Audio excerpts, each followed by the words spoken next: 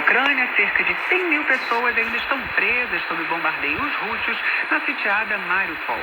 Desde o início do conflito, 121 crianças morreram e outras 167 ficaram feridas, informou o Ministério Público ucraniano nesta quarta-feira. A proposta do presidente Volodymyr Zelensky de se reunir com seu homólogo russo Vladimir Putin para chegar a acordos não avançou nesta sexta-feira, com Moscou esperando um processo de negociação mais enérgico. O presidente da Ucrânia deve se dirigir aos parlamentos japonês e francês nesta quarta-feira, antes de um fim de semana de alta atividade diplomática. Nesta quinta-feira, os ocidentais se reunirão em Bruxelas para cúpulas da OTAN, do G7 e da União Europeia. O presidente dos Estados Unidos, Joe Biden, viaja a Bruxelas nesta quarta-feira. Depois, o chefe de Estado americano seguirá para Varsóvia para se encontrar com o presidente da Polônia.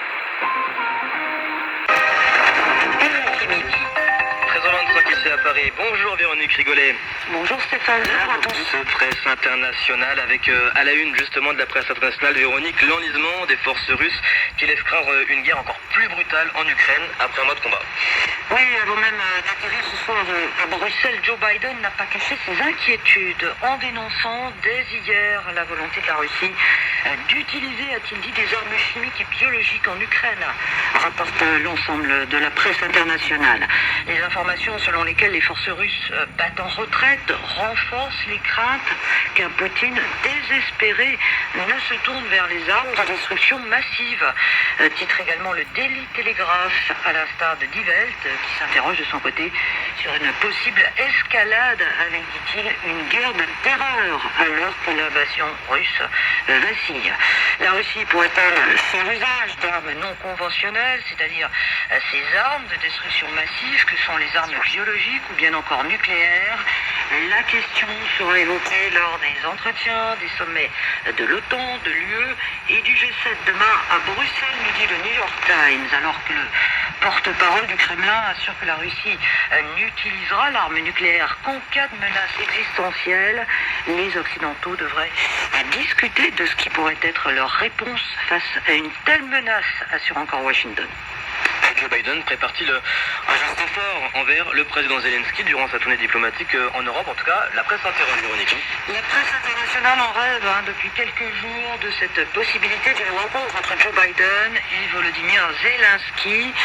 Joe Biden osera-t-il franchir la frontière ukrainienne lorsqu'il se rendra vendredi en Pologne?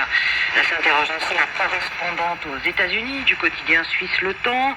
Pour le symbole, dit-elle, comme l'avait fait Donald Trump en se rendant en 2019 dans la zone démilitarisée entre les deux Corées, ou bien encore comme Obama en 2010 sur la base de Bagram en Afghanistan.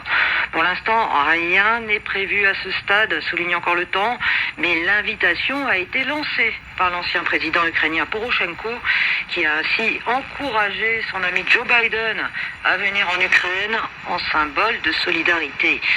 Bien sûr, la sécurité et la logistique seraient d'une complexité cauchemardesque, explique également The Australian, mais les images des deux présidents réunis seraient inestimables, historiques, un signe supplémentaire que les États-Unis pensent que l'Ukraine peut gagner, fait valoir l'éditorialiste du quotidien australien. Véronique, également à la une de la presse mondiale, la condamnation d'Alexei Navalny, le principal opposant à Vladimir Poutine, condamnation à 9 ans de prison supplémentaire. Oui, à l'instar de la guerre brutale menée en Ukraine, Poutine réprime tout aussi brutalement toute opposition dans son propre pays, explique Sébastien Zeitung, qui dénonce d'ailleurs une véritable farce judiciaire après que Navalny a été hier reconnu coupable de fraude à grande échelle et d'outrage.